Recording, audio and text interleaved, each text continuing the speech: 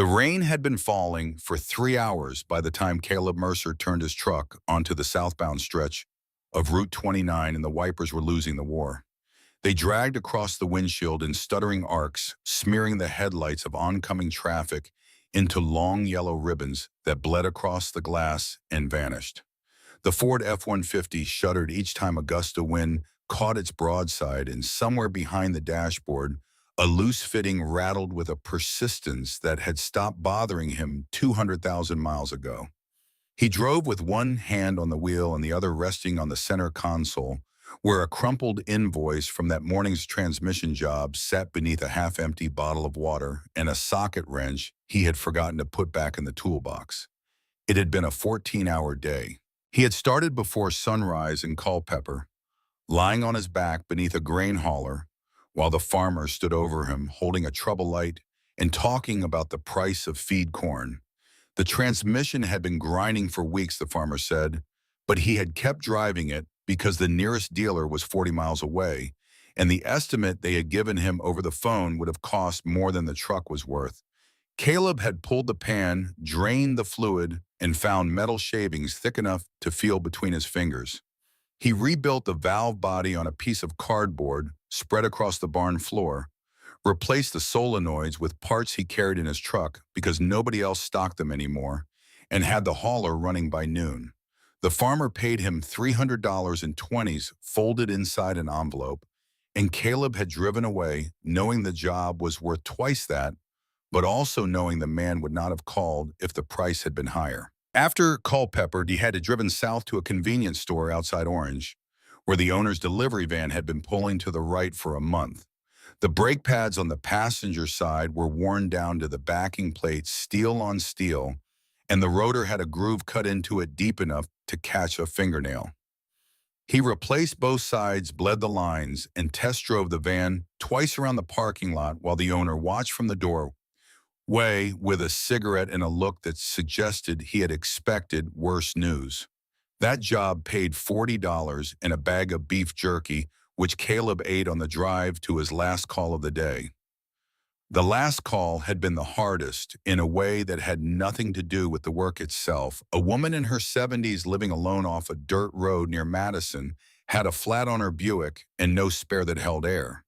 He had plugged the tire, checked the pressure, and noticed that the other three were nearly bald. She had offered him $20 from a coin purse that looked older than he was, and he had taken 10, telling her the rest was covered by a discount he had just invented.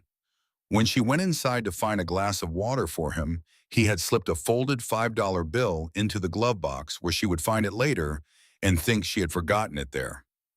He did not know why he did things like that. He only knew that not doing them felt worse than being short on rent.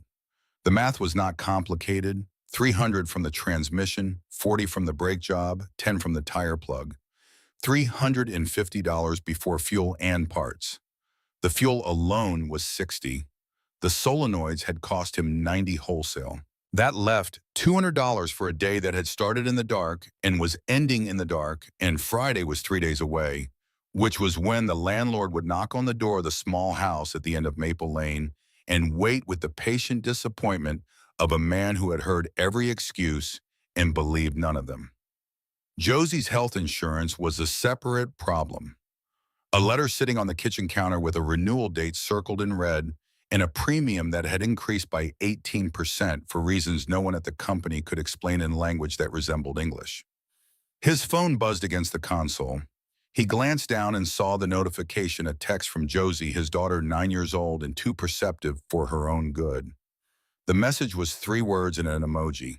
"Dad, what time?" followed by a tiny clock face with his hands pointing straight up.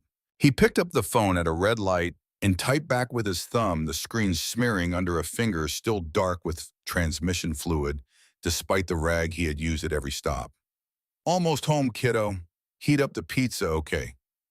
He set the phone down and watched the light turn green and felt a particular weight that always settled behind his ribs when he made promises that depended on traffic and weather and the stubborn refusal of the world to leave him alone for one evening. Sarah would have handled the insurance. Sarah would have handled a lot of things. She had been the one who kept the calendar, who remembered which bills were due, On which dates, who could stretch a grocery budget the way a good tailor stretches fabric cutting along the grain so nothing wasted. She had died 4 years ago in the bedroom at the end of the hall, in the same bed where Josie had been born, and the cancer had taken 7 months from diagnosis to the end, which the doctor said was fast for pancreatic, but which had not felt fast to anyone in the house. He had been stationed at Fort Liberty when the call came 3 weeks into a training and rotation that was supposed to last 6, and he had driven through the night to get home and had not gone back. The Army had processed his discharge with the efficient sympathy of an institution that understood loss but could not afford to dwell on it, and he had signed the papers in a hallway that smelled like floor wax and old coffee, and had walked out into a civilian world that did not care what he knew about armored convoy defense, or improvised explosive devices, or the specific way a shaped charge deforms a steel undercarriage at 30 miles per hour. What the civilian world cared about was whether you could fix a transmission on a barn floor for $300. And he could, so that was what he did. The rain intensified as he passed the Culpeper County line, and the road narrowed from 4 lanes to 2 with a grass median that had turned to mud. He was thinking about Josie and the pizza and whether he had remembered to pay the electric bill when his headlights caught something ahead on the right shoulder. A shape first, then details assembling themselves through the downpour, hazard lights blinking amber through the rain. A vehicle pulled off the road at an angle that suggested the stop had not been planned, and a figure standing beside it in what appeared to be a long, dark coat, one arm raised with a phone pressed to the side of a face he could not see. He slowed. The vehicle was a black SUV, a Cadillac Escalade, or something close to it, newer than anything he had worked on in months, with paint so dark and polished that the rain slid off it in sheets rather than beating. The front passenger tire was flat, the rims sitting almost on the pavement, and the SUV was listing to the right with the resigned posture of a ship that had run aground. The figure beside it was a woman, tall, straight-backed, wearing a charcoal coat that reached her knees and shoes that were not designed for the shoulder of a rural highway in a rainstorm. She had one heel sinking into the gravel and the other planted on the edge of the pavement, and her posture communicated something specific. She was not stranded in the way most people were stranded. She was stranded in the way that people who were never stranded did not know how to be. He pulled the F-150 in behind her and killed the engine. For a moment, he sat in the cab with the rain drumming on the roof and considered his options. Josie was waiting. The pizza was probably cold by now. The landlord was not getting any more patient, and every minute he spent on the side of this road was a minute he was not earning or sleeping or being the father he had promised Sarah he would be. But the woman was standing in the rain, and the tire was flat, and the world was full of people who drove past situations like this because stopping was inconvenient, and he had decided a long time ago that he was not going to be one of those people. Kindness in his experience was not something that belonged to people who could afford it. It usually worked the other way around. He grabbed his jacket from behind the seat, a canvas work coat so old that the waterproofing had failed years ago, and stepped out into the storm. The rain hit him immediately cold and heavy, soaking through his shirt in seconds. He walked toward the SUV with the unhurried gait of a man who had spent enough time in bad weather to know that rushing did not make you any drier. The woman turned when she heard him and lowered her phone half an inch, and in the wash of the hazard lights, he caught his first clear look at her face. She was older than he had guessed from a distance. Late 40s, maybe 50, with short brown hair plastered to her forehead by the rain, and a jawline that could have been carved from something hard and expensive. Her eyes moved over him the way a security camera moves, systematic, evaluative, missing nothing.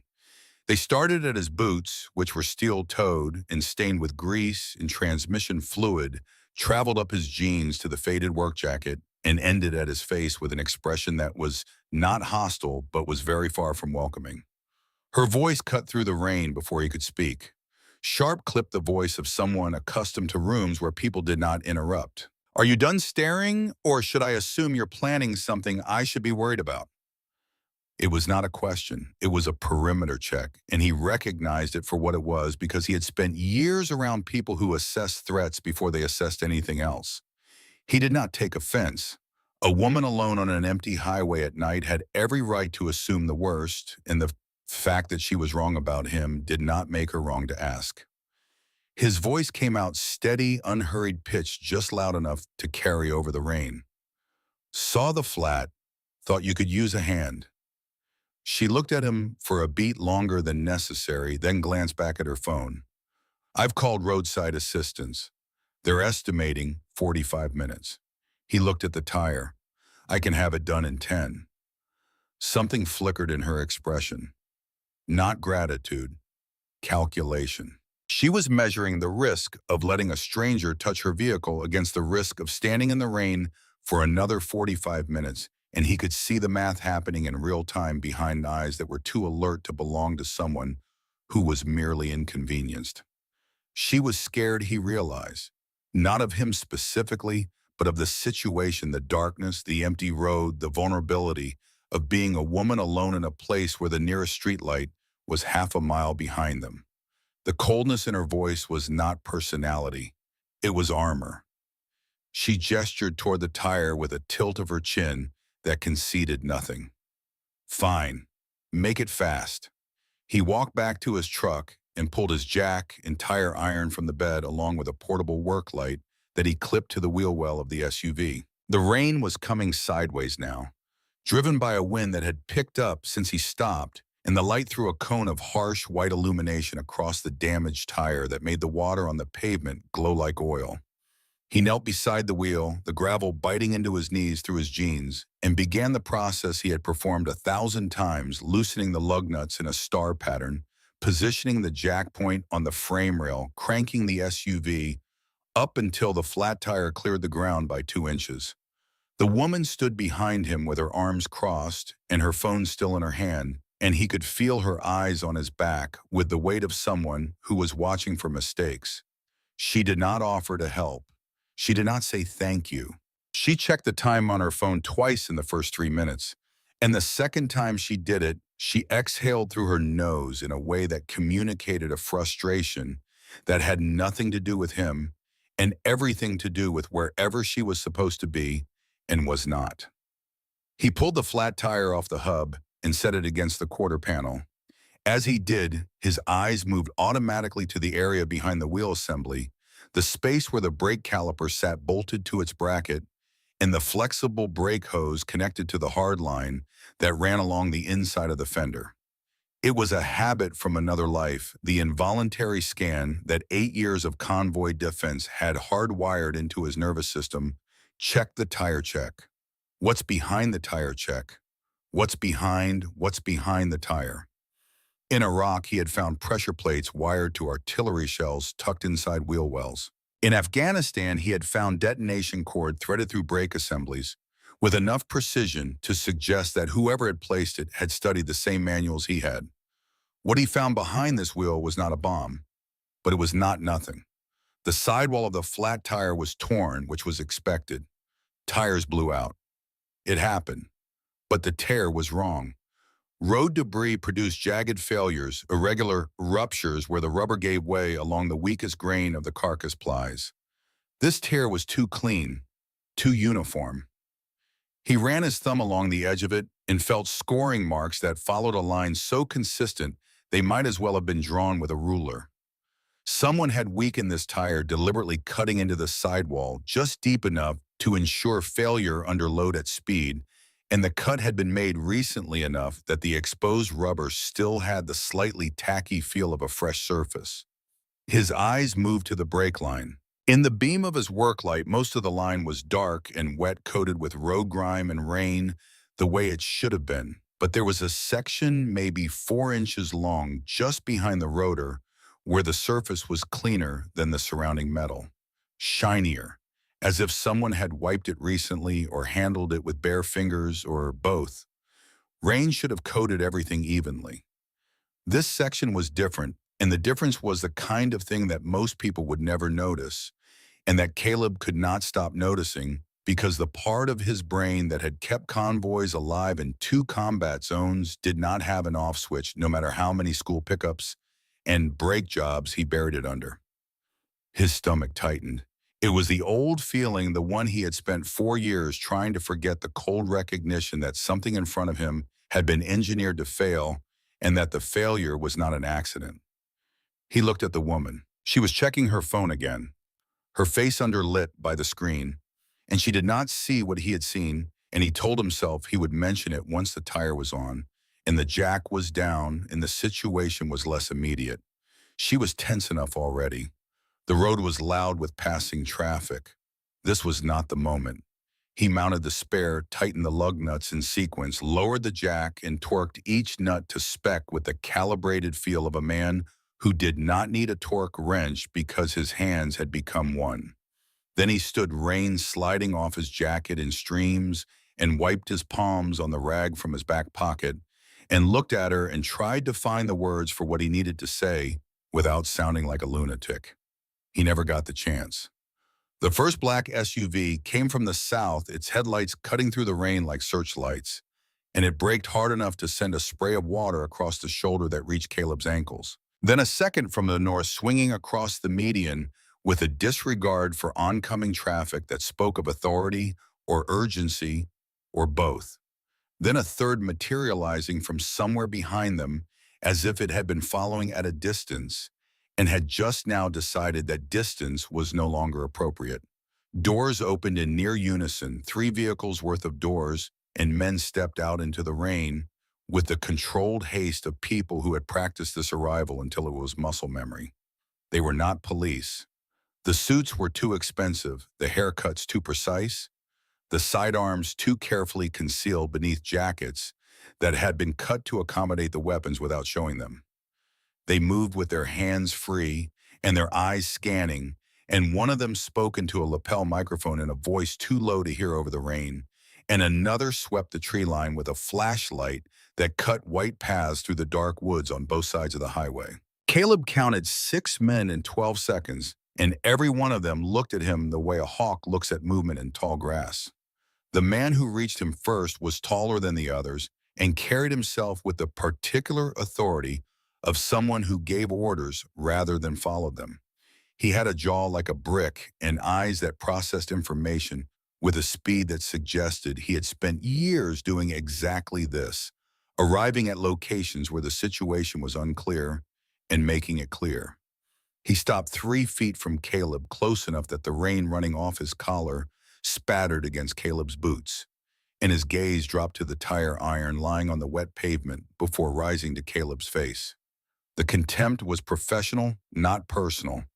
It was the expression of a man whose job was to protect a principle and who had arrived to find an unknown male standing within arm's reach of that principle with a 2-foot steel bar at his feet.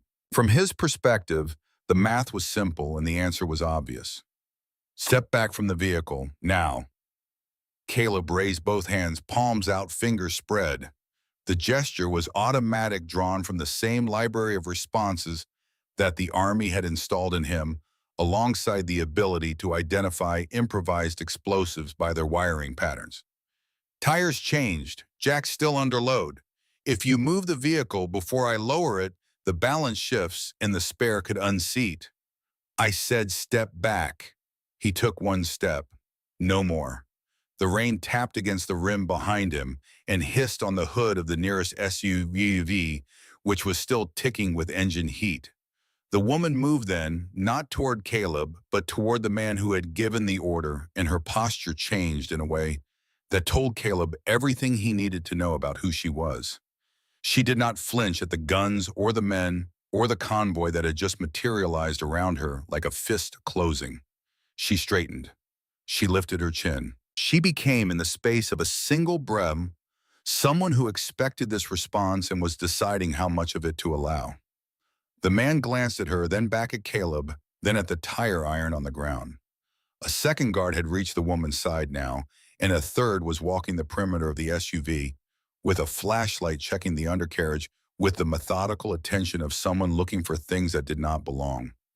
Catherine opened her mouth and Caleb saw the intention form on her face. She was going to explain him to tell them he was just a mechanic that he had stopped to help. Then she closed it again, and the explanation died unspoken, and what replaced it was something more complicated. She was not afraid of Caleb. She was afraid of whatever had made this convoy necessary. He looked back at the wheel he had just finished. The work light was still clipped to the fender, and in its beam, the details he had noticed earlier were clearer now than they had been when he was kneeling in the water.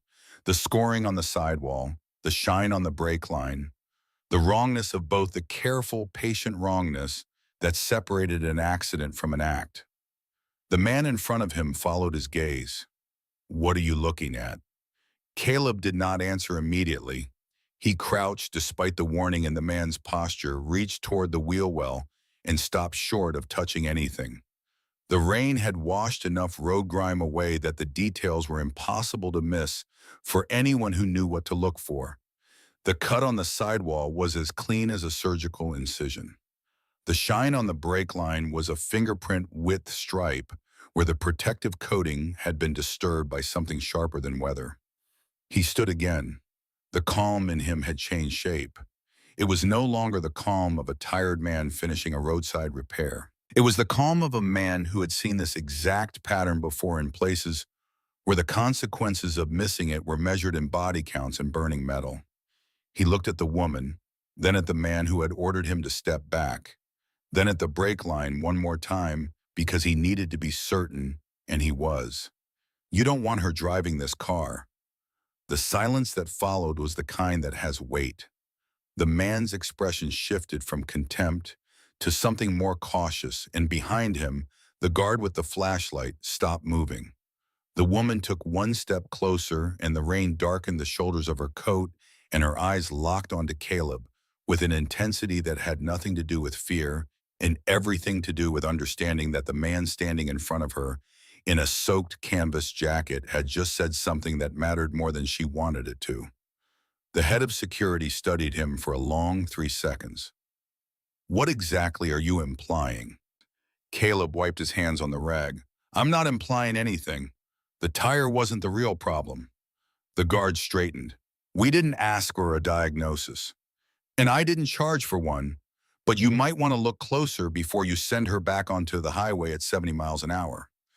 The woman spoke then, and her voice had changed. The sharpness was still there, but it had been joined by something else, a focused precision that turned her words into instruments rather than weapons. "What do you think you see?" Caleb crouched again beside the wheel, careful not to touch anything this time. He pointed toward the brake line tucked behind the rotor. "That shine right there, see it?" The head of security leaned closer despite himself, flashlight beam joining Caleb's work light on the metal.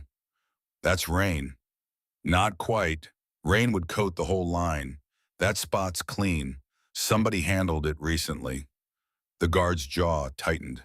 "That doesn't prove anything." "By itself, no." Caleb traced the air above the tire's shredded edge, his finger following the line of the cut without touching it. "But these marks on the sidewall do. A blowout from road debris tears jagged. These cuts are uniform. Somebody scored this tire, weakened it just enough to fail at highway speed." He paused. "And back here, behind the caliper bracket, there's a spike insert lodged near the suspension mount.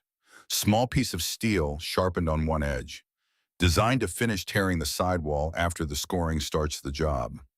He reached carefully behind the assembly and pointed at the metal fragment without removing it. Under the combined flashlights, it was visible, a thin wedge of steel, no longer than a thumb, positioned with the precision of someone who understood exactly how much force a rotating tire would generate against a fixed obstruction. Catherine stepped closer. The rain was soaking through her coat now, and she did not appear to notice. "Could the brake line fail immediately?" Caleb shook his head. "No, that's the point. The cut's too controlled. Whoever did this didn't want the car to stop working here. They wanted it to fail later, at speed, on a curve." The words hung in the rain between them. The head of security rose slowly, and Caleb watched the calculation happen behind his eyes, the transition from skepticism to concern to something that looked very much like alarm contained behind a professional mask. Catherine's voice dropped. How far would the brakes have lasted? Caleb glanced down the dark highway toward the curve he could not see but knew was there because he had driven this road 100 times. At 70, maybe a mile, maybe less. The security chief followed the same line of sight.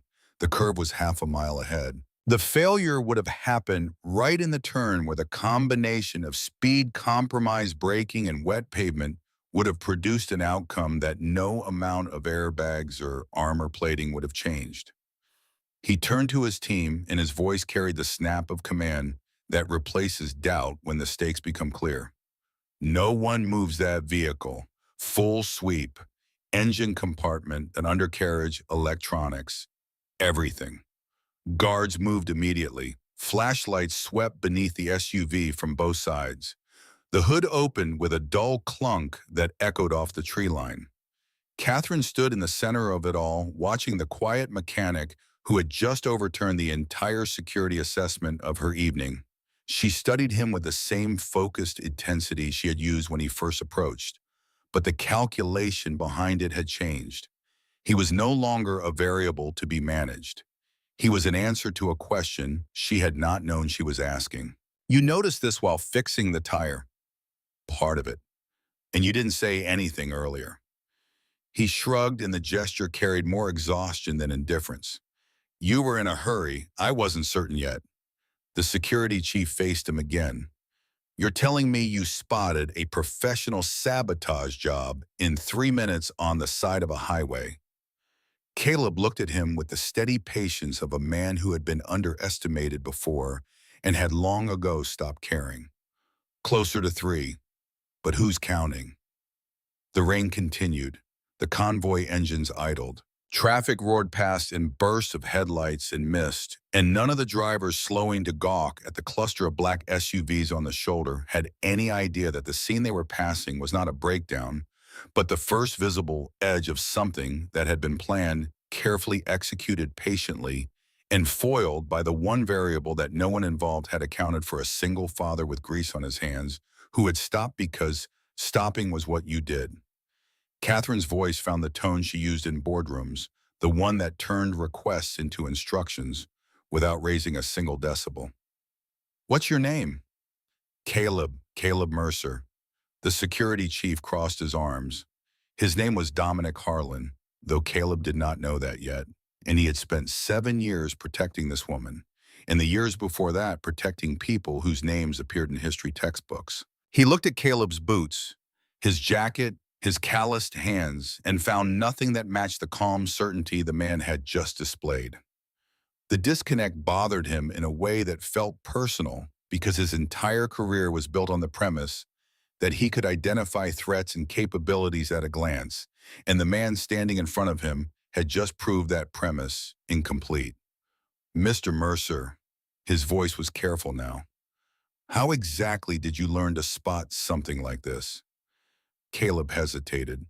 Not long, just long enough for the old life he had buried to brush briefly against the present, like a hand reaching through dark water. Let's just say I used to work around vehicles that people really wanted destroyed. Dominic stared at him. The rain grew heavier and the guards continued their sweep of the SUV, and the flashlights painted moving shadows across the wet pavement. And for the first time since the convoy had arrived, every powerful and protected person on that dark stretch of highway was waiting for the quiet mechanic to tell them what came next. He pulled his tool bag from the bed of his truck and knelt beside the damaged brake line for the second time that night. The bag was canvas as old as the jacket, and the tools inside were the kind that most mechanics would have replaced years ago. Wrenches with worn markings, a pressure gauge held together with electrical tape clamps that had been cleaned and recleaned until the chrome was gone, but the function remained. Nothing about any of it looked impressive. But he handled each piece with the silent precision of a surgeon selecting instruments, and when he slid beneath the SUV on his back shoulders, disappearing into the dark space between the chassis and the wet road, his movements had the economy of a man who had done this work in places where taking too long meant people died. He found the cut in the brake line by feel before the guard with the flashlight found it by sight. It was exactly where he had expected it to be, on the underside of the line where it was shielded from casual inspection by the subframe rail positioned so that the leak would be slow enough to maintain pedal feel for the first few minutes of driving and then accelerate as the fluid warmed and the cut opened under pressure. Whoever had made this cut understood hydraulic systems at a level that went beyond vandalism into engineering. He clamped the line above and below. The incision tightened each clamp a quarter turn, past finger tight, and waited. The metal gave a single quiet click as the pressure equalized and the hissing sound that had been too faint to hear over the rain stopped. He slid out from under the SUV. His face was wet, streaked with rain and grease, and the accumulated fatigue of a day that had started before dawn and was now revealing that it had no intention of ending any time soon. Dominic crouched beside the repair and inspected it with the grudging attention of a man who did not want to be impressed but could not help it. "Pressure looks stable." Caleb nodded. "It'll hold long enough to move the vehicle. Slowly. Don't drive it far." Catherine exhaled, and the sound carried something Caleb had not heard in her voice before. Not gratitude, not relief, but the quiet recognition that the distance between a boardroom and a roadside had just collapsed, and the man who had closed it was wiping transmission fluid off his hands with a rag that probably cost less than her phone case. "You did that in 2 minutes." He stood and dropped the rag back into his pocket. "Didn't have the luxury of taking longer where I learned it." Dominic rose beside him, and for a moment the two men stood in the rain without speaking, separated by everything that money and circumstance and professional pride could put between two people, and connected by the only thing that mattered in that moment, the shared understanding that the woman behind them was alive because a stranger had knelt in the water and looked at the thing that everyone else had driven past. Caleb was reaching for his tool bag when the radio on Dominic's belt crackled to life. A voice, one of the guards stationed at the perimeter, speaking quickly enough that Caleb caught only fragments over the rain. But Dominic's expression told the rest. His eyes narrowed. His hand moved to his sidearm, and the professional calm that had been his default all evening sharpened into something harder. "Say that again." The radio repeated the message. A white cargo van had been reported at the gas station 8 miles back, the last place Catherine's SUV had stopped before the tire blew. The van had been parked across the lot for approximately 15 minutes in a spot with no security camera coverage during the exact window when Catherine had stepped inside to take a phone call and her vehicle had been left unattended. Caleb felt the old instinct clamp down on his chest like a hand. That's not sloppy. That's deliberate. No camera angle, exact timing in and out before anyone noticed. Dominic looked at him with an expression that had moved past skepticism and was approaching something that might, under different circumstances, have been respect. "You're awfully confident about that. People who plan something like this don't improvise. They study, they rehearse, they know which cameras work and which ones don't, and they pick the blind spot every single time because the blind spot is where the plan lives." Catherine crossed her arms against the cold rain, though Caleb suspected the chill she was feeling had nothing to do with the weather. "Did anyone get a plate number?" Dominic shook his head. No cameras facing that direction. The three of them stood in the rain, and the silence between them was filled with the engine noise of the idling convoy and the steady hiss of water on pavement, and the weight of a realization that was settling over all of them at different speeds. This was not random. This was not road damage. This was a plan, and the plan had an author, and the author was still out there. Then the headlights appeared.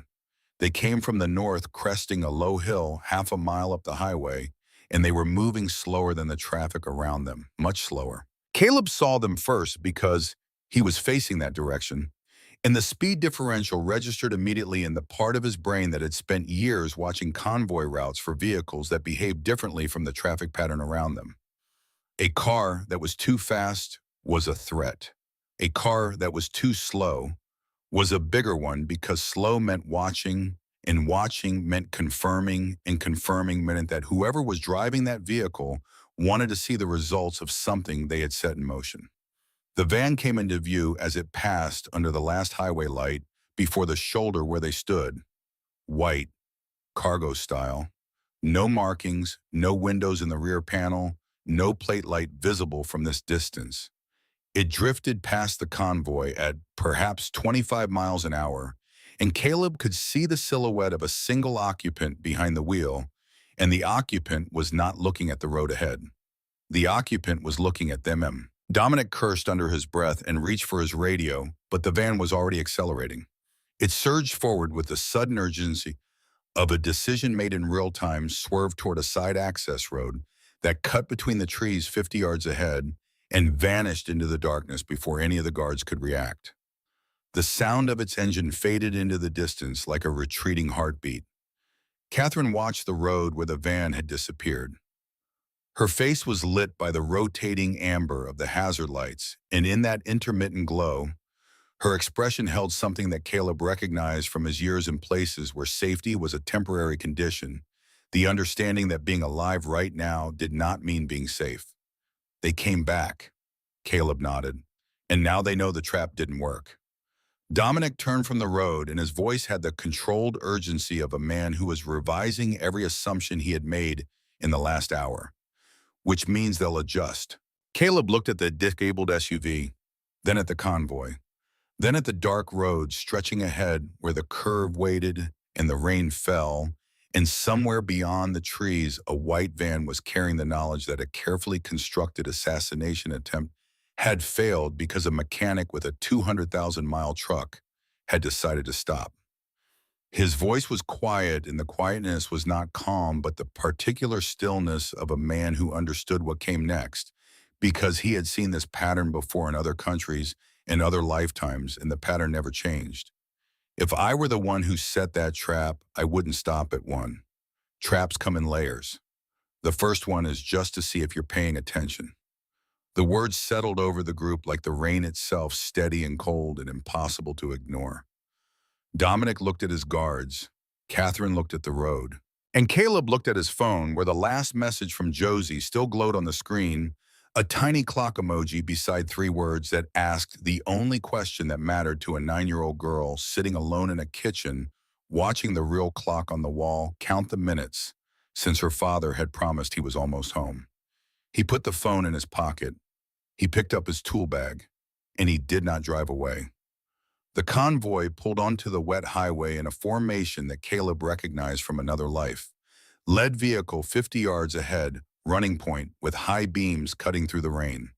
Two flanking SUVs bracketing the damaged Escalade like bodyguards walking a principal through a crowd. A trailing vehicle hanging back far enough to watch the road behind them without being blind to what was beside them. It was textbook protective detail, the kind of movement pattern they taught at the Secret Service Academy and refined in the field, and the fact that Dominic Harlan's team fell into it without a spoken command told Caleb everything he needed to know about how long these men had been doing this work and how rarely they had needed to do it for real. Dominic drove the damaged SUV himself. His hand sat at 10 and 2 on the leather wheel, his grip measured and deliberate, and his eyes moved between the mirrors and the dashboard instruments in a rotation so practiced it had become autonomic. The brake pressure gauge held steady on the right side of the dial, the needle resting in the green band where Caleb's temporary clamp was maintaining the seal. 35 miles per hour. The speedometer barely registered the pace, but in the silence inside the vehicle, the engine noise and tire hum filled the cabin with the low sustained frequency of forward motion through hostile territory. Caleb sat in the passenger seat with his tool bag between his feet and his window down half an inch despite the rain, because the sound of the road told him things the instruments could not. The pitch of the tires on wet asphalt, the rhythm of water being displaced beneath the chassis, the absence of the grinding or hissing that would signal the clamp was failing. He listened the way a doctor listens to a heartbeat through a stethoscope, not for what was there, but for what should not be. Catherine Voss occupied the rear seat behind Dominic. She had not spoken since the convoy left the shoulder, and her silence was not the absence of words, but the presence of thought, a focused internal process that Caleb could feel from the front seat, the way you can feel someone watching you through a window. She had removed her soaked coat and folded it beside her with the precise movements of someone who controlled what she could control when the larger situation had slipped beyond her reach. Her phone sat face down on her knee, and she had not checked it once since they started moving, which told Caleb that whoever she had been calling earlier was less important than what she was thinking about now. The route change took them south on a two-lane state road that wound through farmland and low hills, the kind of Virginia landscape that looked pastoral in daylight and featureless in the dark. Dominic had chosen it for its lack of high-speed curves and its distance from the original route, and the logic was sound as far as it went. But Caleb watched the road ahead with the part of his mind that had spent years studying how ambushes were constructed, and he knew that changing the route only mattered if the people who had set the first trap did not know about the change. If they had access to the convoy's communications, or the principal's schedule, or the internal security protocols that governed how route changes were decided, then the new road was no safer than the old one. It was just less familiar. Catherine broke the silence with a question that was not casual. You left the army to raise your daughter. It was a statement wrapped in an interrogative, the kind of opening that people in her position used when they wanted information but did not want to appear to be asking for it.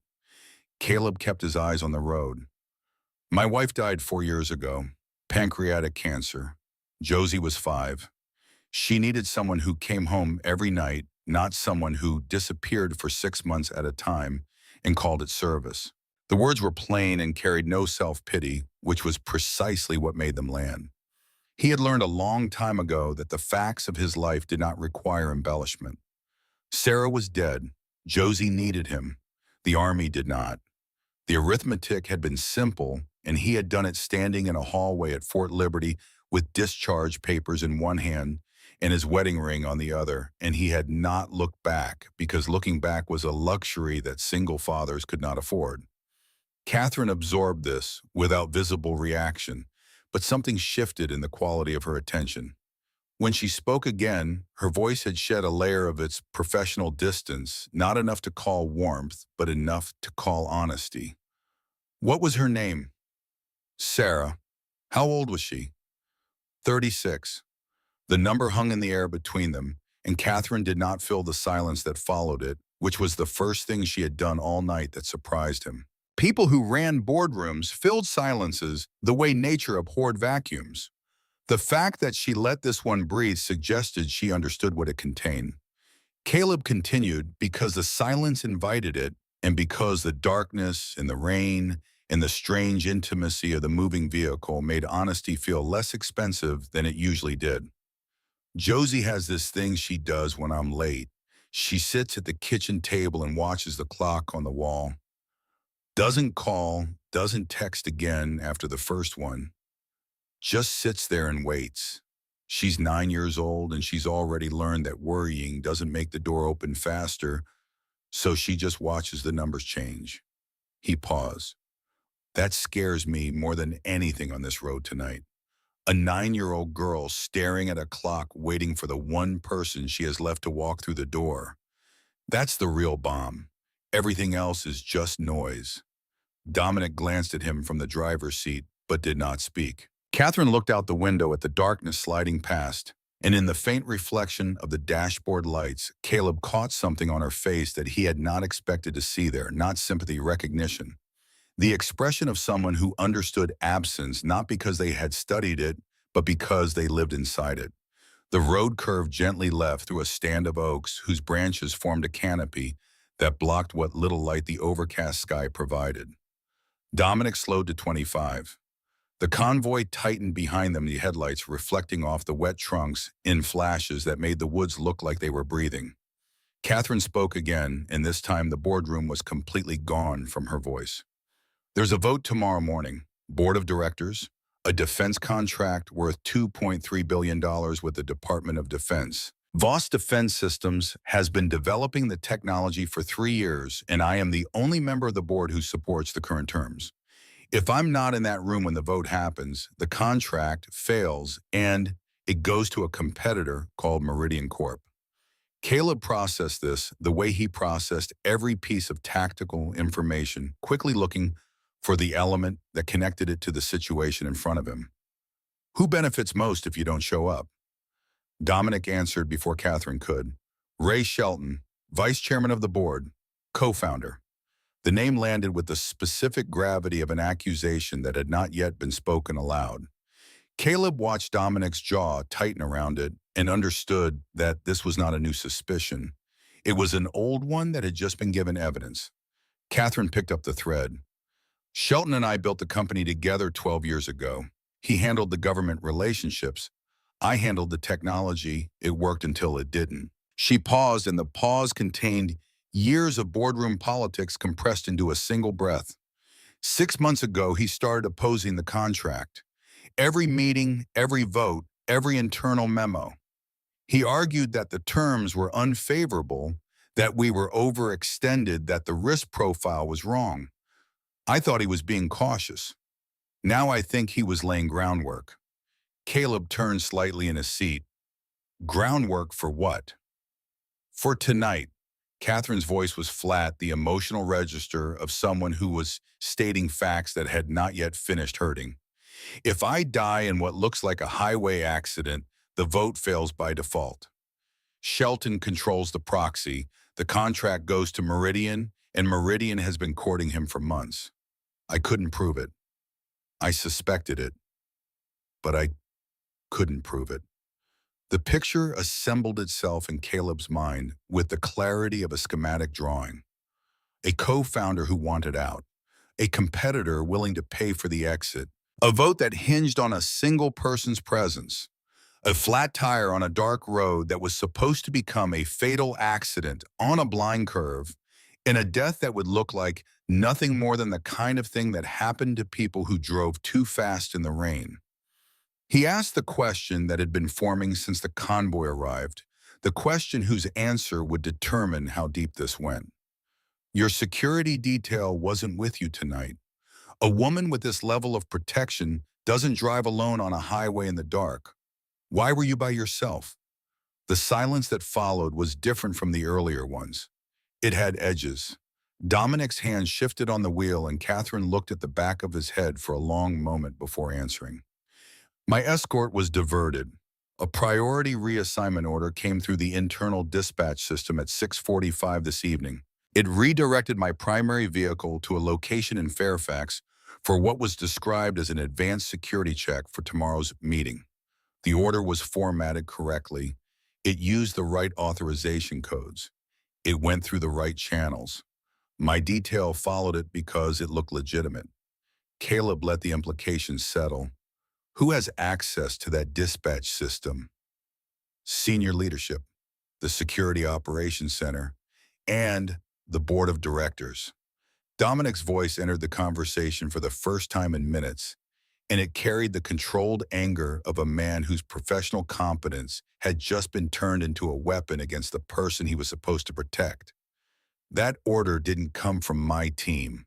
I've already checked. It originated from an account assigned to an administrative assistant in Shelton's office.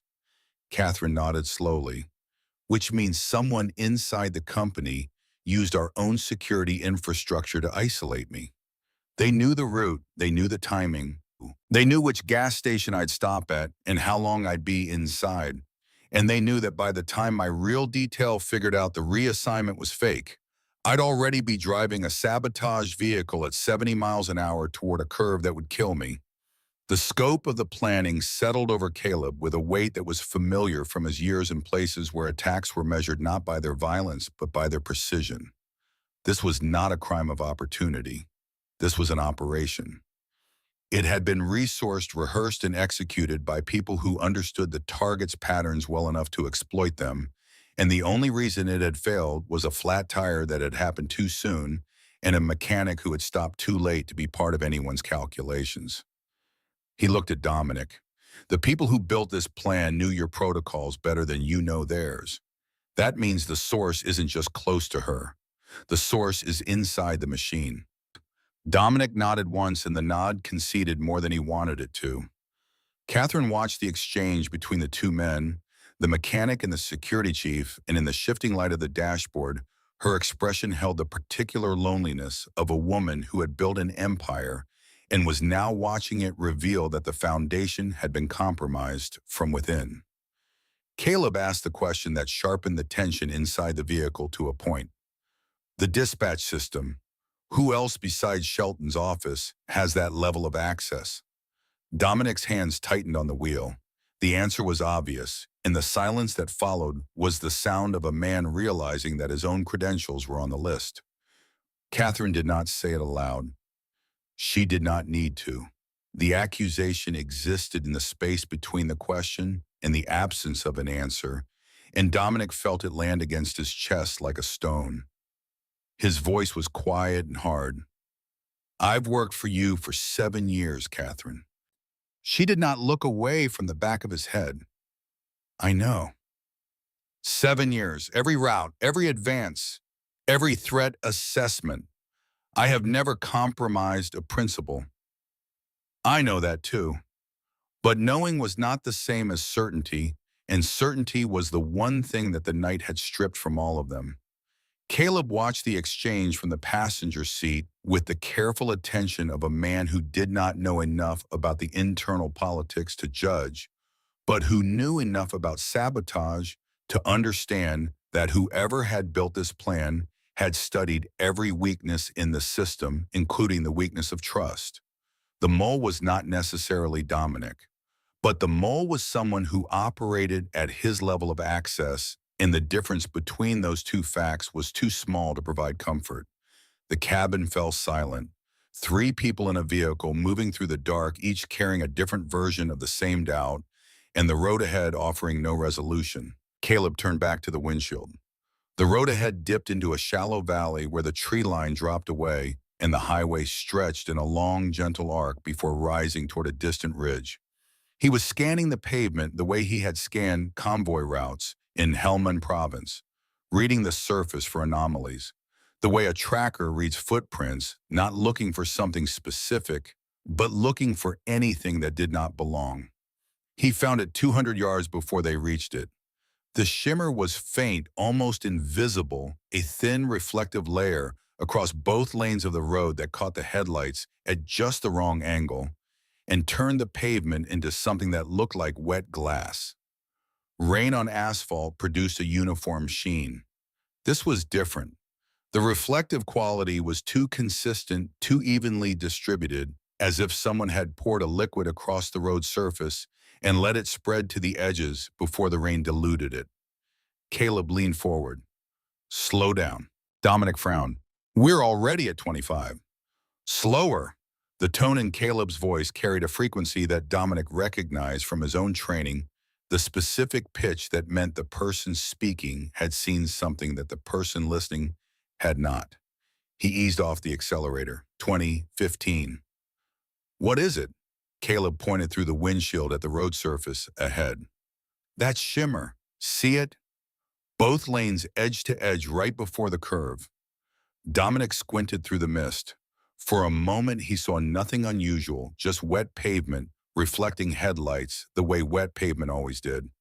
Then the angle changed as the SUV crept forward and the surface ahead revealed itself a glassy, too uniform coating that stretched across the road like a frozen river. His stomach dropped. Oil, diesel probably, or hydraulic fluid. Either one reduces traction to almost nothing on a wet surface. Caleb kept his voice level, but his mind was running calculations, the weight of the convoy vehicles, the radius of the curve ahead, the coefficient of friction between commercial tires and an oil-slicked surface in rain. None of the numbers were good. If we brake hard here, the convoy piles up. If we steer through it at speed, we slide into the guardrail or off the shoulder.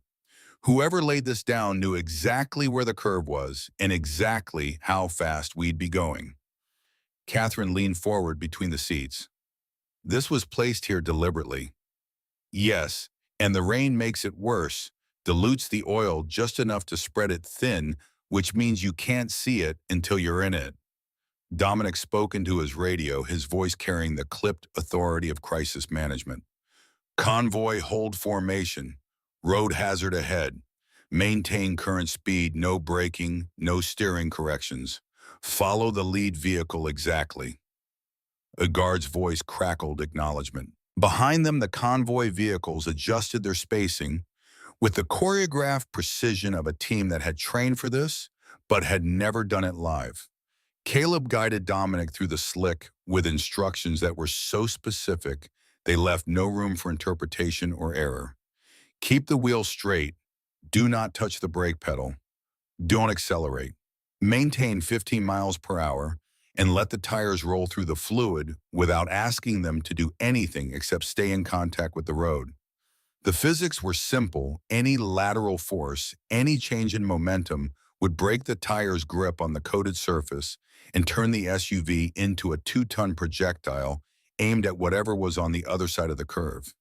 The steering went light in Dominic's hands as the front tires crossed onto the slick. He felt the wheel loosen, the feedback disappearing from the column, the way sound disappears in an anechoic chamber, and every instinct he had demanded that he correct steer brake, do something to reassert control over a vehicle that was beginning to feel less like a machine he was driving and more like a boat he was riding. He did none of those things.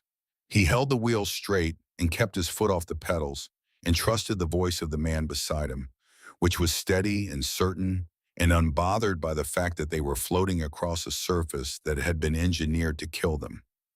The SUV drifted left by half a lane width.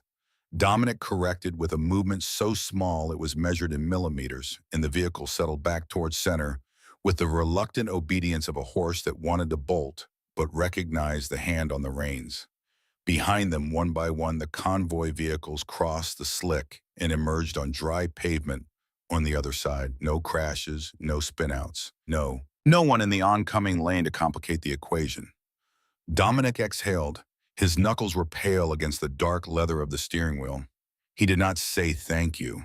He glanced at Caleb and gave a single nod, the downward motion of a chin that conceded respect without requiring words. Caleb nodded back. The exchange took less than a second and said more than a paragraph of gratitude could have, because it was spoken in the language that men who had been tested understood, the language of action acknowledged, incompetence recognized, where the silence between gestures carried the weight that words would only dilute. The intersection appeared a mile later, announced by a blinking yellow light that swung on a cable above the junction of their state road and a county route that led south toward the outskirts of Arlington. This was where Dominic had planned to turn, where the alternate route would connect them to the southern approach to the city and the police escort that Catherine had arranged. The turn should have been simple. It was not. The dark vehicle was parked just beyond the junction, pulled off the county road at an angle that looked casual until you understood geometry. Its headlights were off. Its engine was running a faint vibration visible in the exhaust plume that drifted through the misty air. A single occupant sat behind the wheel, motionless, silhouetted against the dim glow of the intersection light. Dominic saw it and slowed. Caleb saw it and felt the pattern complete itself in his mind with the nauseating clarity of a puzzle whose final piece reveals a picture you did not want to see. "Don't stop," Dominic frowned. "The turn is right there. Look at the angle." Caleb pointed at the parked vehicle. "It's not blocking the road. It's positioned to force you left when you make the turn. And what's on the left?" Dominic looked. The left shoulder of the county road dropped away into a drainage ditch that the rain had turned into a shallow canal of dark water and soft mud. If the SUV drifted left during the turn even slightly, the outside tires would drop off the pavement edge into ground that would grip like a hand and pull the vehicle sideways. Dominic's voice was quiet. "That's a funnel. And once the lead vehicle loses control in the ditch, the convoy behind it has nowhere to go except into the back of it." Catherine's voice came from the back seat, steady despite the implications. Don't take the turn. Dominic shook his head. There's no road straight ahead. Caleb was already scanning the tree line beyond the intersection, the narrow strip of land between the highway and the woods, where maintenance vehicles sometimes traveled to access utility poles and drainage culverts. He found it in the beam of the headlights, a gap in the tree barely wide enough for the SUV, where a gravel service road disappeared into the dark between two oaks. There is now. The driver of the parked vehicle must have realized something was wrong in the same moment, because the dark car's headlights flared to life and its engine revved with the sudden urgency of a plan being revised in real time. It lurched forward, swinging across the intersection to block the lane, and for a fraction of a second, the geometry of the situation tightened around them like a noose. Dominic did not hesitate. He accelerated past the intersection without turning, the SUV surging forward with enough force to press Caleb back into his seat, and veered right toward the maintenance road that Caleb had spotted. The transition from pavement to gravel was violent, a jarring impact that rattled the suspension and sent loose tools sliding across the floor of the cargo area. Branches scraped along both sides of the vehicle with a sound like fingernails on metal. The headlights lit up a tunnel of wet wood and leaves that closed around them as the road narrowed. Behind them, the convoy reacted. The flanking SUVs followed the lead vehicle off the pavement and onto the gravel, their headlights bouncing wildly as the uneven surface threw them from side to side. The trailing vehicle was last, and it caught a low-hanging branch that shattered its side mirror with a crack that sounded like a gunshot. Then Caleb felt it. The vibration in the floorboard changed. The steady thrum of tires on gravel acquired a secondary frequency, a low pulsing that he recognized immediately because he had felt it 20 minutes earlier when he had first clamped the damaged brake line. The clamp was shifting. The uneven surface, the jolting, the lateral forces of the sharp turn had stressed the temporary repair beyond what it had been designed to withstand, and the brake fluid that had been contained was beginning to seep past the seal. His chest tightened. This was his fault. He had chosen the maintenance road. He had directed Dominic onto a surface that was exactly wrong for a vehicle with a compromised brake system, and the consequence of that choice was now bleeding hydraulic fluid onto gravel 20 feet beneath him. Stop the vehicle. Dominic glanced at him. We're in the middle of... The clamp is leaking. Stop, now. Dominic braked. The SUV skidded slightly on the wet gravel and came to rest at an angle between two trees, its headlights illuminating a curtain of mist and branches that dripped with rain. The convoy vehicles stopped behind them in a staggered line, engines idling, headlights creating overlapping pools of white light in the narrow corridor of the service road. Caleb was out of the vehicle before it stopped rocking. He dropped to the gravel, the stones biting into his knees and palms, and slid under the chassis into the dark space where the brake line ran along the subframe. A guard appeared beside him with a flashlight, and the beam found the clamp. Immediately it had shifted a quarter inch, and a thin stream of amber fluid was running down the line and dripping onto the gravel with a steady rhythm that sounded like a countdown. He worked by feel more than sight, his fingers finding the clamp's adjustment bolt and applying pressure with a wrench that barely fit the space. The bolt resisted. His hand slipped and his wrist struck the edge of the subframe with enough force to split the skin along the back of his hand. He felt the warmth of blood mixing with the cold of rainwater and brake fluid, and he did not stop, because stopping meant the fluid continued to drain and the brake pressure continued to drop. And the vehicle that was carrying 3 people plus his tool bag and whatever remained of the evening's plan would lose its ability to stop. The wrench found purchase. He tightened the bolt a quarter turn. The metal protested with a thin squeal that resonated through the chassis, and the dripping slowed, then stopped. He tightened another eighth of a turn for margin, and the clamp seated itself against the line with a firmness that he could feel through the wrench handle. Dominic crouched beside the vehicle, his flashlight joining the guards beneath the chassis. He did not speak while Caleb worked, and he did not offer advice, and he did not ask questions. He held the light steady and aimed it where Caleb needed it, And when Caleb's hand slipped and struck the subframe, Dominic adjusted the beam without being asked so that the injury was visible and the work area remained lit. It was the first time all night that the security chief had acted in support of the mechanic rather than in opposition to him, and the shift was not announced or acknowledged. It simply happened the way tides change direction without apology. Caleb slid out from under the vehicle.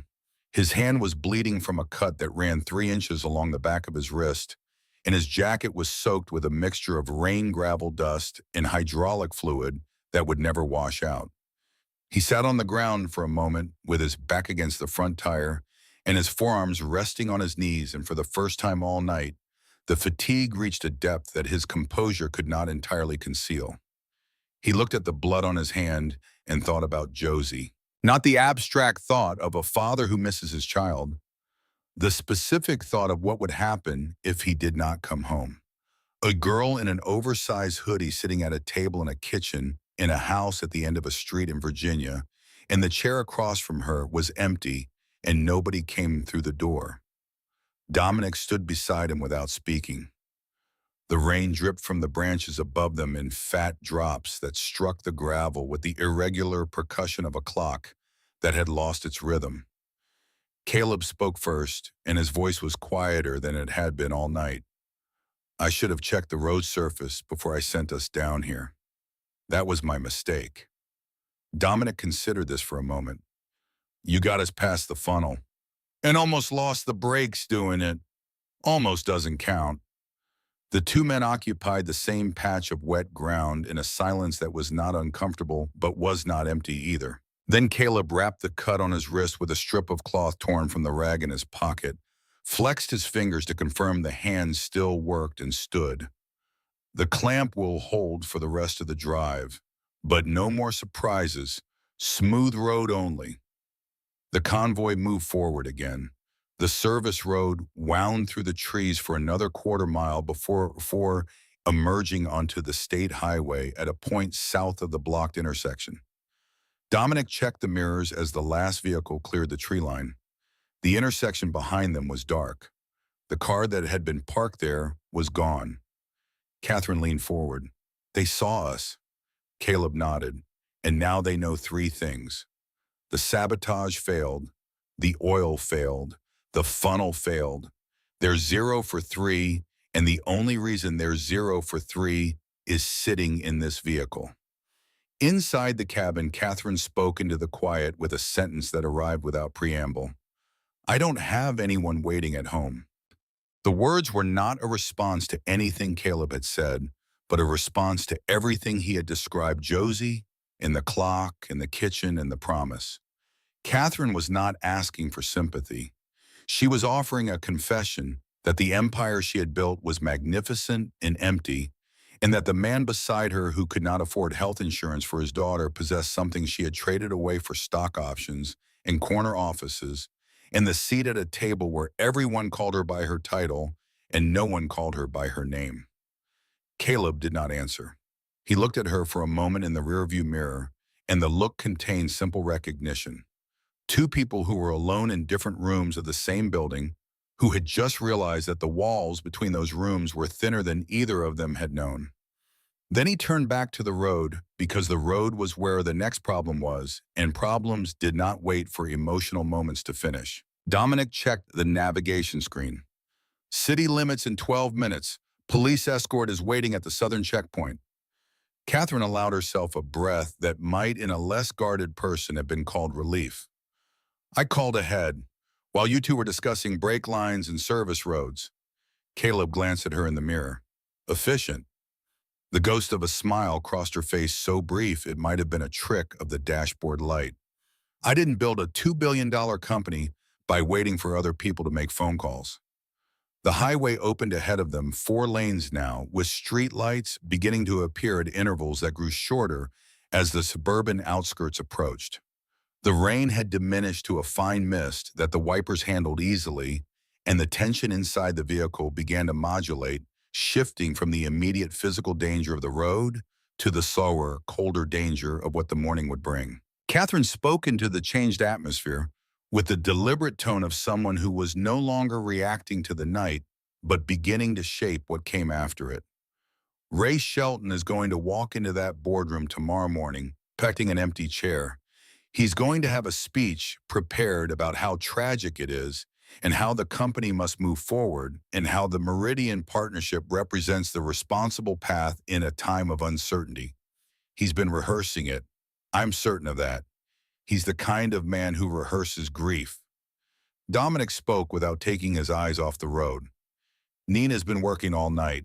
She'll have what we need by morning. Caleb raised an eyebrow. Nina Caldwell, private investigator, former Army CID. She's been running a parallel inquiry into Shelton's outside contacts for the last 3 months. Catherine added the context. I suspected Ray long before tonight. I hired Nina because she knows how to find the things that people like Ray think they've hidden. Encrypted emails, shell companies, payments routed through intermediaries. She paused. Tonight gives her a timeline and a method. That's the last piece she needed. The convoy passed the first highway sign that read Arlington, and the letters glowed green in the headlights like a promise that geography could keep.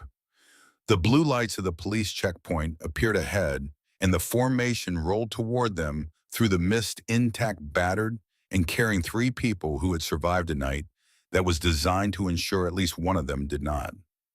The police cruisers flanked the convoy like blue-lit sentinels as the formation passed through the southern checkpoint into Arlington proper. 2 officers stood beside their vehicles in the mist, hands resting on their duty belts, watching the line of black SUVs roll past with the measured curiosity of men who had been told to expect something important but had not been told exactly what.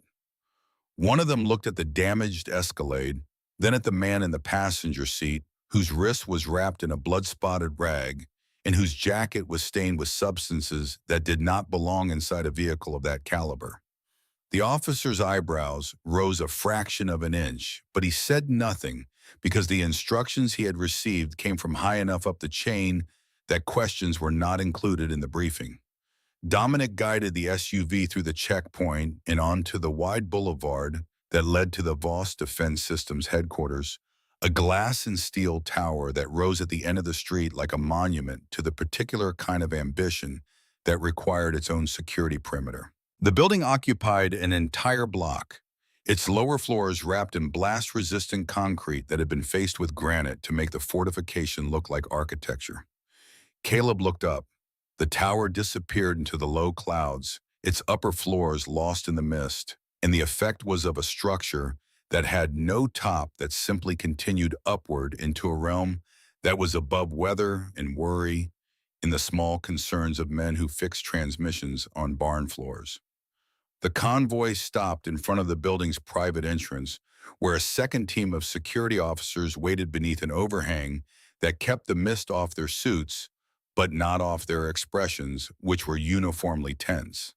The police cruisers peeled away with the practiced disengagement of an escort that had completed its assignment and was returning to the world of traffic stops and domestic calls. Dominic parked and killed the engine. Catherine stepped out first.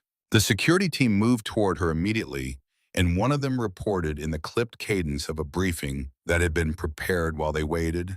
Perimeter secure, building swept, no unauthorized access during the night. Dominic stepped out next. He looked at the building, then at the sky, then at the convoy, and his face held the particular expression of a professional who had just survived the worst night of his career and was not yet sure whether to feel relieved or ashamed. Caleb climbed out last. His tool bag hung from his right hand, the canvas dark with moisture, the metal inside clinking softly with each step. He stood beside the Escalade and felt the gravitational pull of the ordinary world tugging at him the way the moon tugs at water. Josie was 20 minutes away. The kitchen clock had been counting for hours and the chair across the table was still empty, and every second he spent standing in this parking lot was a second subtracted from a promise he had not yet been able to keep. What followed was the longest stretch of the night that had nothing to do with roads or traps or rain. Catherine insisted that Caleb remain at the building while investigators were contacted and the next several hours dissolved into the bureaucratic aftermath of a crisis. Statements given to two detectives from the Arlington County Police Department, a preliminary debrief with Dominic's deputy, and a forensic team dispatched to Route 29 to secure the damaged Escalade before dawn traffic disturbed the evidence. Caleb sat in a conference room on the fourth floor with a cup of coffee that someone kept refilling and a view of the parking garage that he did not look at, answering questions about brake lines and sidewall cuts and spike inserts with the patient repetition of a man who understood that institutions required information to be delivered in their own format and at their own pace. By 4:30, the detectives had what they needed. By 5, the forensic team had confirmed the sabotage on the vehicle. And by 5:15, Caleb had exhausted every reason to stay that did not involve the woman who kept finding reasons to walk past the conference room door. Dominic found him in the hallway outside. The security chief had shed his wet jacket and rolled his sleeves to the elbow, and the professional composure he wore like a second skin had acquired a crack that let something more human show through. He stopped a few feet from Caleb and looked at his hands, which were dark with grease and brake fluid and dried blood, and then at his face, which was lined with the kind of exhaustion that sleep alone would not repair. Dominic spoke first, and his voice carried a register that Caleb had not heard from him before. Not the command voice, not the professional assessment voice. Something older and more personal, the voice a man uses when he is saying something that costs him a piece of his pride, and he has decided the cost is worth it. I've protected principals at the highest levels of government, Mercer, motorcades through 3 capitals, advanced work on 4 continents, 16 years of this work, and I've built my career on one thing: the certainty that nobody gets close to my principal unless I allow it. He paused, and the pause was not dramatic, but necessary, the space between one truth and the next. Tonight, somebody got closer than close. They got inside. They used my own systems against the person I'm supposed to protect. And the only reason she's walking through those doors right now instead of wrapped around a guardrail on Route 29 is a man I tried to arrest 3 hours ago. The words settled between them with the specificity of a debt being acknowledged. Caleb did not respond immediately because the statement did not require a response. It required a witness, and he provided that by standing still and allowing Dominic the dignity of saying what he needed to say without interruption or deflection. Dominic extended his hand. Caleb took it. The grip was brief and firm and communicated everything that 2 men of a certain generation and disposition were equipped to communicate through physical contact: respect, gratitude, and the unspoken agreement that this moment would not be discussed again, because discussing it would reduce it to something smaller than it was. They released. Dominic adjusted his collar. "You should get home to your daughter." Catherine's voice reached him from the entrance before he could take a step, carried across the wet pavement, with the clarity of a woman who was accustomed to being heard across distances far greater than parking lots. "Caleb." She walked toward him, and each step was deliberate, and her face held an expression that he had not seen on it before, a vulnerability that was not weakness, but the conscious decision to allow another person to see something she normally kept locked in a room that no one was invited to enter. She stopped in front of him. "You should stay for the briefing. Nina will have the evidence by morning. Shelton will be in the building in 4 hours. We need someone who understands how this was built, not just who built it." And the offer was professional on its surface, but personal in its subtext. And Caleb heard both layers with the clarity of a man who had spent a lifetime reading the things people meant beneath the things they said. She was not just asking for his expertise. She was asking him to remain in her orbit for a few more hours, because the orbit had proven safer than anything her money and power had been able to construct on their own. He thought about the offer. He thought about the bills on the kitchen counter and the insurance letter with its circled date, and the F-150 whose engine needed work he could not afford. He thought about Josie's health insurance and the premium increase, and the fact that the woman standing in front of him could solve every financial problem in his life with a phone call that would cost her less than the fuel in one of her convoy vehicles. The temptation was not abstract. It was specific, and it sat in his chest with the weight of a stone. He checked the time. 5:47. Josie would wake at 6:30. My daughter's been waiting all night. Catherine absorbed this without flinching. She recognized in Caleb's voice the sound of a boundary that would not move, regardless of what she placed on the other side of it. He was not negotiating. He was informing. She nodded once, then another time. I'll think about it. Dominic, who had been watching the exchange with the studied neutrality of a man who understood both parties better than either of them realized, offered his own assessment. You'll call back. Caleb glanced at him. You sound certain. Because I know your type, Mercer. You see something that needs doing, you can't walk past it. It's the same thing that made you stop tonight. The same thing that kept you under that chassis with a bleeding hand when any reasonable person would have driven home. You'll go back to your daughter and you'll sit in that kitchen and you'll drink your coffee, and the whole time you'll be thinking about the fact that someone out there built a machine to kill a woman, and you're the only person who knows exactly how the machine works. He paused. People like you don't leave that alone. It's not in the wiring. Caleb considered the observation with honest self-assessment. Dominic was not wrong. The knowledge he carried was not the kind that could be set down like a tool bag and walked away from. It followed you. It sat beside you at the breakfast table and whispered that the job was not finished just because you had survived it.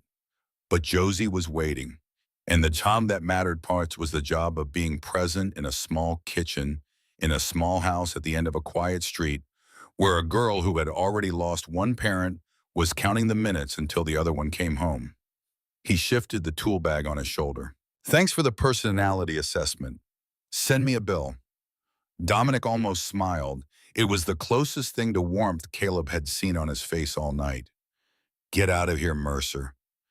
Caleb turned and walked toward the gate. At the gate, he stopped and looked back. Catherine was still standing where he had left her, framed by the entrance, her face composed into the mask she would wear into the boardroom in a few hours. But beneath the mask, visible only to someone who had spent hours learning to read her silences, there was something that looked like the first tentative acknowledgement that not everything valuable came with a price tag. He raised one hand in a gesture that was neither a wave nor a salute, but something in between, and then he turned and walked through the gate and did not look back again. The F-150 started on the third try, which was better than average. He pulled out of the parking area and onto the boulevard, and the convoy lights faded in his mirrors as the city gave way to suburbs, and the suburbs gave way to the dark open spaces of the Virginia countryside. The mist was lifting as dawn approached, and the eastern sky held the first suggestion of color, a thin line of gray-pink light at the horizon that separated the land from the clouds with the delicacy of a brushstroke. The fields on either side of the road were dark and wet and still, and the fence posts that lined them stood in the mist like sentries guarding territory that no one was attacking. The air smelled like wet earth and cut grass, and the particular mineral scent that Virginia soil produces after a heavy rain, and it filled the cab with a freshness that felt medicinal, as if the land itself were offering a remedy for the night he had just endured. He thought about Sarah. She would have been furious with him for stopping. She would have told him that Josie came first, that no stranger on a highway was worth the risk of leaving their daughter an orphan, and she would have been right in every way that mattered and wrong in the one way that defined him. Because the man who drove past was not the man she had married. The man she had married was the one who stopped. He reached the house at 6:12. The porch light was on. Josie always left it on when he was late, the way ships left lanterns burning in windows to guide sailors home. He pulled into the driveway and turned off the engine and sat for a moment with his hands on the wheel, listening to the cooling tick of the motor and the first tentative calls of birds waking in the trees along the property line. The front door opened before he reached the porch.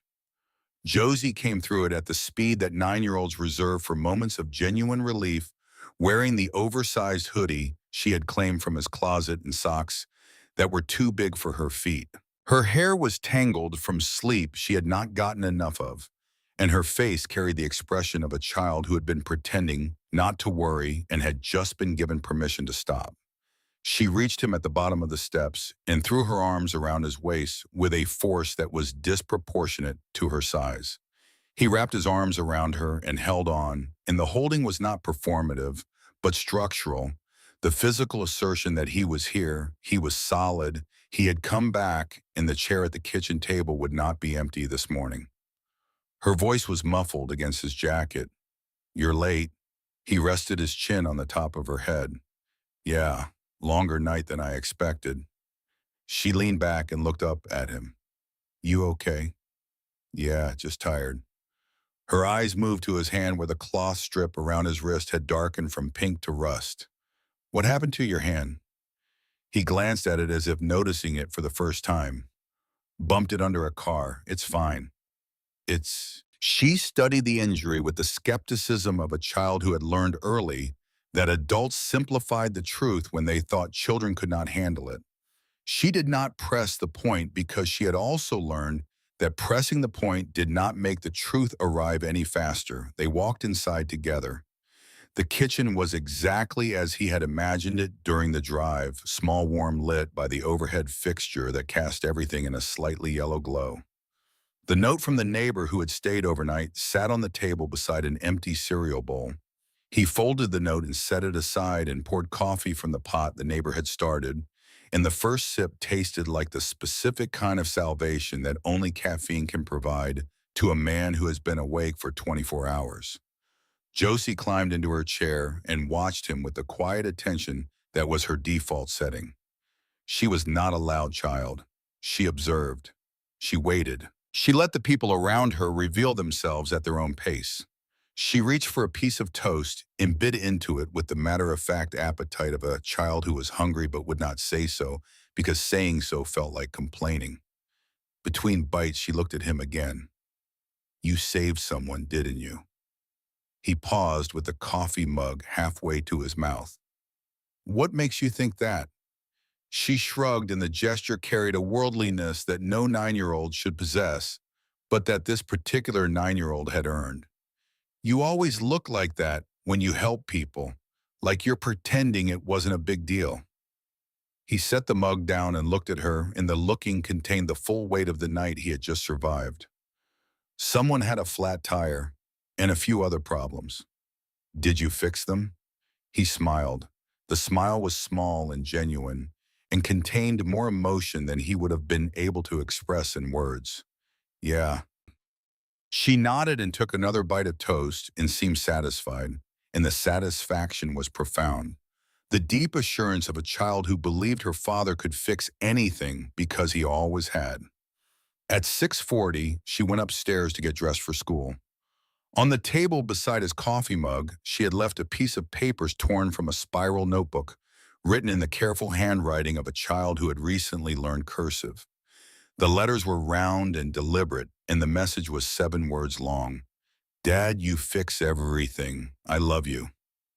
He picked up the paper, read it once, folded it along the center crease with the precision of a man who understood that some things were too valuable to leave unprotected. He put it in the breast pocket of his jacket over his heart, where it would stay for the rest of the day, and the day after that, and every day following until the paper wore soft and the ink faded, and the words became unnecessary because they had been absorbed into the fabric of who he was. The neighbor picked Josie up at 7:15 in a minivan that smelled like air freshener and school lunches. Josie hugged Caleb at the door with the casual intensity of a child who was not saying goodbye, but was making sure the hug was recorded in case she needed to remember it later. She looked at his hand one more time and decided that it was in fact fine because her father had said it was fine, and she was still young enough to believe that her father's words and reality were the same thing. Caleb sat alone at the kitchen table with his second cup of coffee and the silence of a house that was temporarily unoccupied by anyone under 4 feet tall. The clock on the wall ticked. The sun moved across the floor. Across the city, in a boardroom on the 17th floor of the Voss Defense Systems Tower, the morning was unfolding with the choreographed tension of a theater production, in which one of the lead actors did not know the script had changed. The room was rectangular, paneled in dark wood that absorbed sound and dignity in equal measure, with a conference table long enough to seat 14 in windows that faced east, where the morning sun was beginning to burn through the overcast and cast long parallelograms of light across the polished surface. Ray Shelton arrived at 7:15, which was early by his standards but necessary for the performance he had prepared.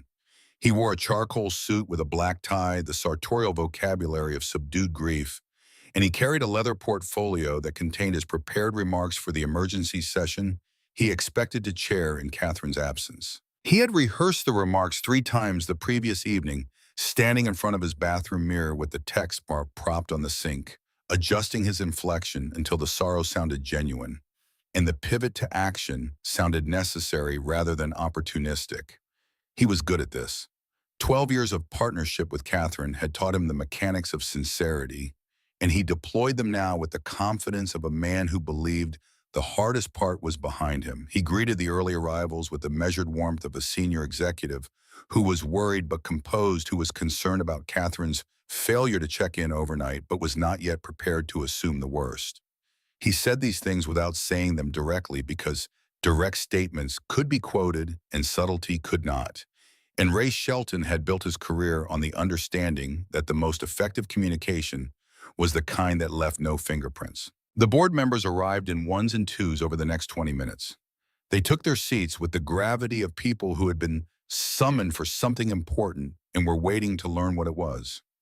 At 7:40, Nina Caldwell entered the building through a side entrance that was not monitored by the same security cameras that covered the main lobby. She carried a laptop bag in a sealed envelope and the expression of a woman who had not slept in 36 hours and did not intend to sleep until the contents of her bag had been delivered to the people who needed to see them.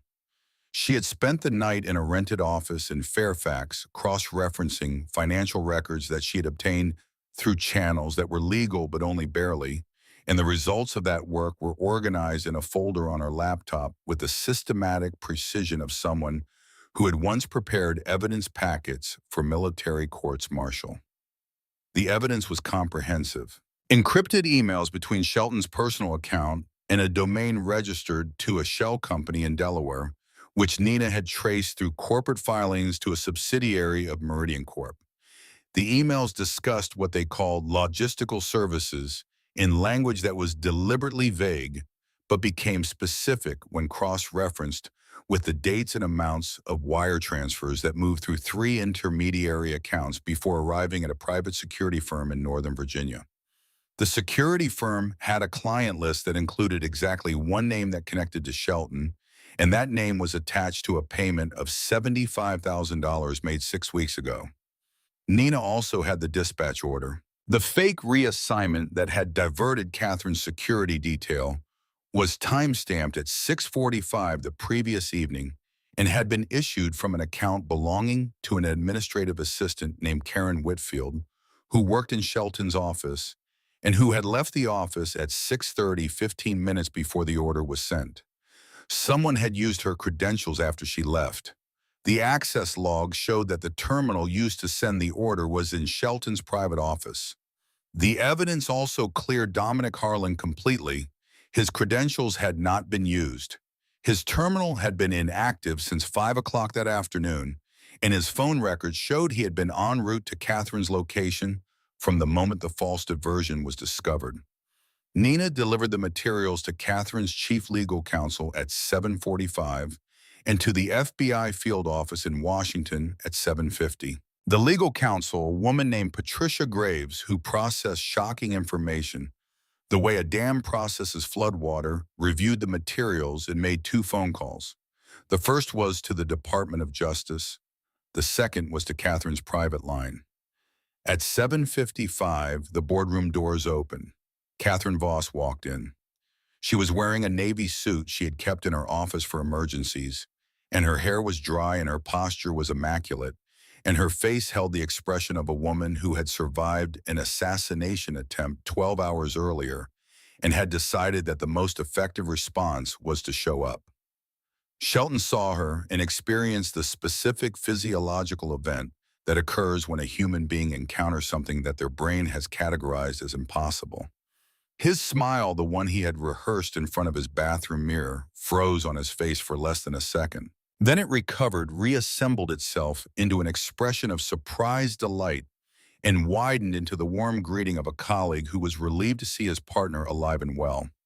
The recovery was good. It was the product of decades of practice in rooms where facial control was a professional requirement, but it was not good enough. Catherine saw the freeze. Half a second of facial paralysis, the involuntary spasm of a man confronting the physical presence of someone he had expected to bury. She cataloged it with the precision of an executive who had spent her career reading boardroom dynamics the way air traffic controllers read radar. She took her seat at the head of the table. The board members straightened in their chairs. The energy in the room shifted with the immediacy of a weather change because Catherine Voss in a boardroom was not the same as Catherine Voss on the side of a highway. In this room, she was the center of gravity around which 14 careers and a $2.3 billion contract orbited, and her presence exerted a force that rearranged every calculation simply by existing. She opened the meeting. She did not mention the night. She did not reference the traps or the rain or the mechanic who had saved her life. She conducted the proceedings with the focused efficiency of a woman who understood that the most devastating response to an assassination attempt was not anger or accusation, but the simple, devastating fact of being alive and in charge, and looking the man who had tried to kill her directly in the eyes while discussing quarterly projections. The vote on the defense contract was called at 8:20. Catherine presented the terms.